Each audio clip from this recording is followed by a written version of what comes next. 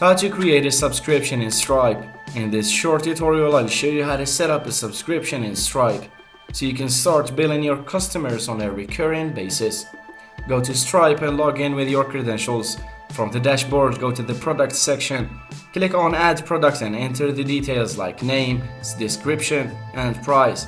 Select a recurring price to set up the subscription, and you can define the billing interval, monthly, yearly, etc. After setting up your product, you'll be prompted to create a pricing plan. This will determine how much your customer pays and how often. Select the currency and pricing, then save the plan. Go to the subscriptions section in Stripe, click Create Subscription and select the customer, the product, and the pricing plan you just created. Choose the payment method for the subscription and confirm. Once everything is set up, click Start Subscription and Stripe will automatically start charging your customer based on the plan.